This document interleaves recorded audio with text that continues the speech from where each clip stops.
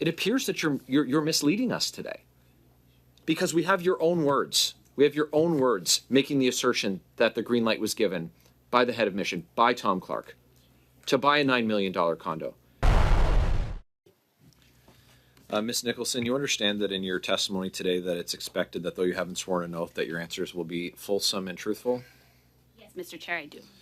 You sent an email to Minister Jolie's Chief of Staff on June 17th, and you said both CNGNY, HOM. Can you just give those acronyms for us quickly? Certainly. CNGNY refers to how we refer to the consulate. And HOM is? The head of mission. Right. Both CN, GNY, HOM, and staff have been instrumental throughout this process, with the HOM providing the green light for the selection of the new residents. Did you personally have knowledge of Mr. Clark's personal involvement, or was that relayed to you? And if someone related to you, who was that? Mr. Chair, as I stated in my opening remarks, my role is to summarize the information that is provided to me at the best available information at that time. Okay, who provided the information to you? In gathering the information to convey and respond to the minister's office, I engaged with the property branch. Okay, who in the property branch? Mr. Chair, my interaction was with Robin Dubois, the Assistant Deputy Minister for the Property Branch. And that's the only person? Mr. Chair, I also engaged with members of his team, including the Director General for Policy and Planning of the Property Branch. And that is? That person is Frank. And apologies to Frank, I won't be able to say his last name correctly, Huzang Ngabe. On July 24th, this committee passed a sweeping accountability motion on this $9 million condo purchase for a Liberal insider during a cost of living crisis here in Canada. And then the following day, you issued a bogus correction to your June 17th email. And in that correction, you say that neither the head of mission was, and you say PRNMY nor CNGNY was part of the selection or approval process for the overall process for the property purchase. And so just so we're clear, you wrote this email that I'm referring to from July 25th, 2024, and you wrote the email that I previously referenced on June 17th, 2024. Those, I accurately quoted you in both? Yes, Mr. Chair, I drafted those emails. Okay. So in the first email, ma'am, you say both CNGNY, HOM, and staff have been instrumental throughout the process, with the HOM providing the green light for the selection of the new residents. That's not a typo. It's not a comma instead of a semicolon. That's very deliberate language. You're the head of mission providing the green light. Who instructed you to issue the correction that you issued on the 25th, the day after the motion was passed by the committee? Mr. Chair, no one instructed me to make a correction. Okay, so you'll have to elaborate, ma'am. The timeline is beyond curious. June 17th, you explicitly say the head of mission greenlit the project. July 24th, the committee issues the invitation for Mr. Clark to appear, and the next day, you suddenly your mind is cast back more than a month to issue a correction to the email that you sent, just of your own volition. Mr. Chair, as I said in my opening remarks, the term green light, well, first I think it's important to remember the context in which the first email was drafted. With all due respect, ma'am, the question was about the genesis of the so-called correction email that you sent. Did you do this entirely of your own undertaking without discussion, consultation, or instruction with anyone? Mr. Chair, as I mentioned in my opening remarks, I work with the best available information provided at the time. After issuing the initial June 15th or 17th email that was, as I mentioned, an initial overview, the Office of the Associate requested the leads to go through and pull together a more detailed chronology of events.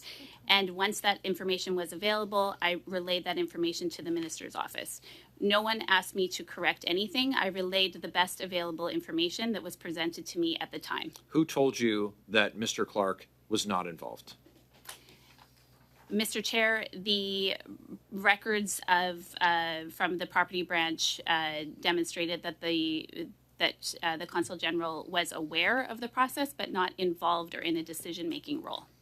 Yeah, I've got to tell you that's quite the reversal. You effectively swallowed yourself whole in this correction that you issued within a day of this committee having Mr. Clark ordering him to appear.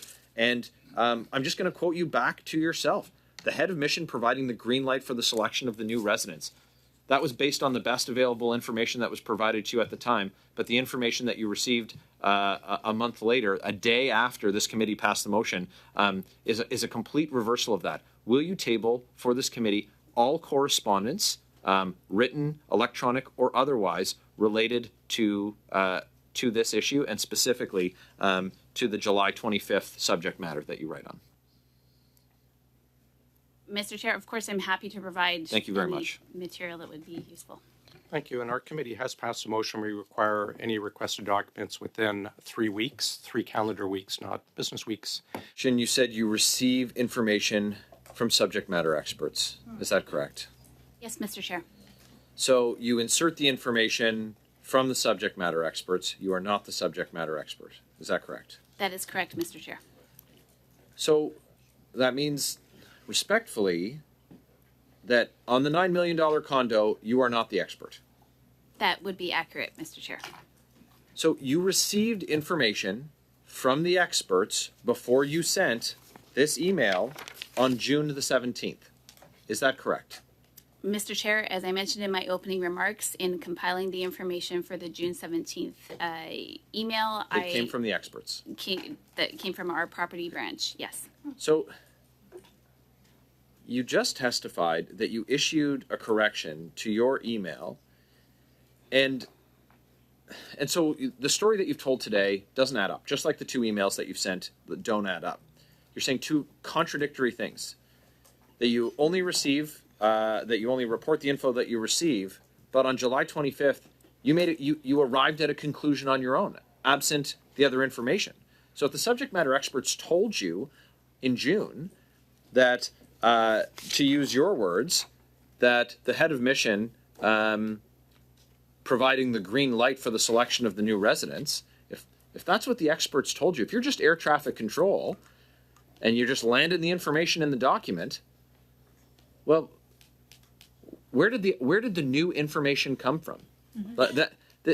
This is what doesn't make sense. Which subject matter expert told you on July 25th, the day after a standing committee of the House of Commons launched an investigation into this $9 million condo, which expert told you that Mr. Clark didn't have anything to do with it?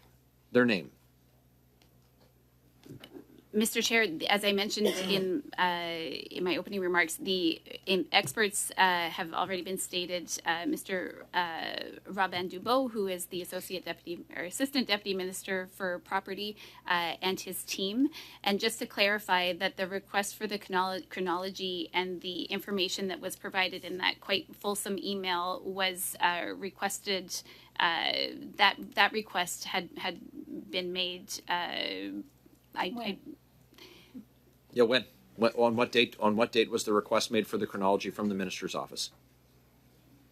Mr. Chair, as I mentioned in my opening remarks, following the initial information that was provided to the minister's office on June 17th, the Office of the Associate engaged with my colleagues in Property Branch and asked them to pull together the more fulsome explanation. Ma'am, what date did you get the request? Mr. Chair, I would have to go back. I don't have a date off the top of my head. Okay, we're going to need you to table it because it just seems. And do you agree to table that with the committee? Of course. Okay, so it seems incredible. Like, what a coincidence that that you get the information from the experts, and then you circulate that in the department, and a correction is issued only after just a happenstance conversation with the minister's office, and suddenly the head of mission is no longer giving the green light.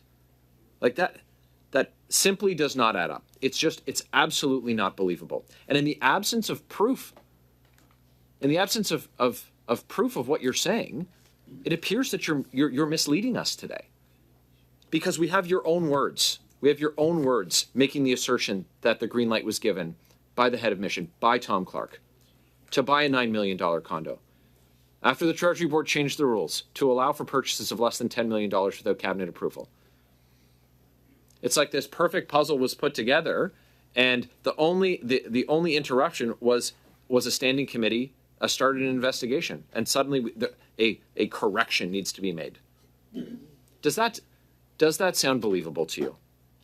Does this presentation of facts sound believable to you? What you say on June 17th is one thing, and then of your own volition, without any new information, at the end of July, you say the complete opposite. You assert the complete opposite without evidence that what you're asserting is true.